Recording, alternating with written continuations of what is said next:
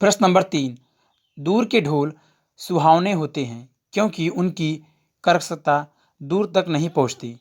जब ढोल के पास बैठे हुए लोगों के कान के पर्दे फटते रहते हैं, तब दूर किसी नदी के तट पर संध्या समय किसी दूसरे के कान में वही शब्द मधुरता का संचार कर देते हैं।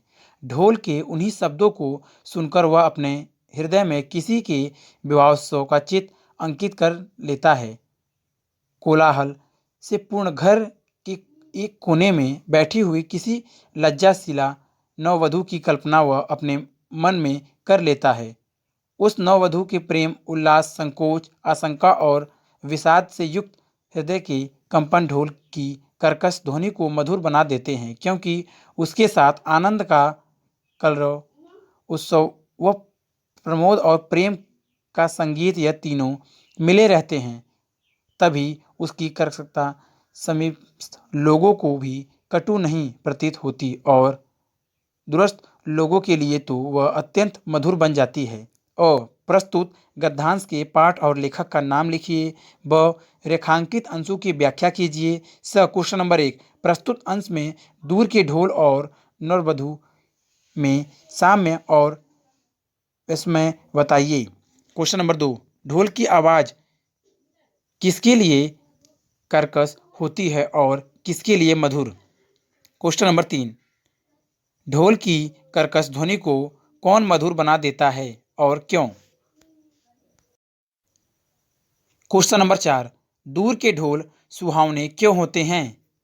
ढोल एक प्रकार का वाद्य, सुहावना, अच्छा लगने वाला, कर्कशता, कण कठोरता, कोलाहल, शोरगुल, आशंका, संदेह, कलरव, चिड़ियों की मधुर ध्वनि।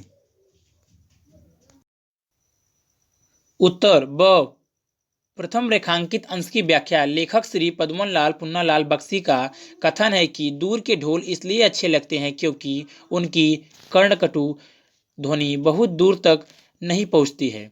जब वे बज रहे होते हैं तो समीप बैठे हुए लोगों के कान के पर्दे फाड़ रहे होते हैं, जबकि दूर किसी भी नदी के किनारे संध्याकालीन समय के शांत वातावरण में बैठे हुए लोगों को अपने मधुर स्वर से प्रसन्न कर रहे होते हैं।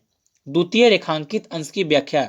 लेखक श्री पद्मन लाल पुन्नालाल बख्शी का कथन है कि ढोल की कर्कश ध्वनि दूर बैठे किसी व्यक्ति को प्रसन्न इसलिए करती है क्योंकि वह अपने मन को कोलाहल से पूर्ण किसी घर की कोने में शादी के कारण लज्जाशील युक्ति की भी कल्पना करने लगता है। शादी की मधुर कल्पना प्रेम, उल्लास, हर्ष, संकोच, संदेह और दुख से युक्त हृदय के कंपन उस ढोल के कर्णकटु शब्दों को मधुर बना देते हैं।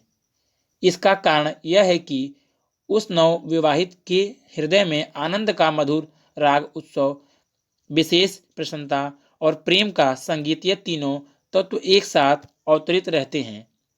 कहने का भाव यह है कि यदि विवाह होने की प्रसन्नता, जीवन की मधुर कल्पनाएं और प्रिय के प्रति प्रेम की भावना न हो तो नव विवाहित को भी विवाह उत्सव में बजने वाला ढोल सुहावना न लगे।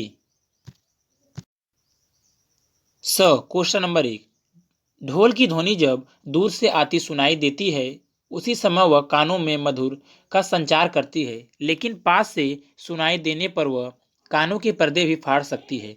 लेकिन नववधू की कल्पना दोनों ही स्थितियों में विवाह उत्सव में उपस्थित अथवा दूर बैठे विवाह उत्सव की कल्पना कर रहे व्यक्ति के मन में मधुरता का संचार करती है और समीप बैठे रहने पर भी उसे ढोल की ध्वनि मधुर ही लगती है।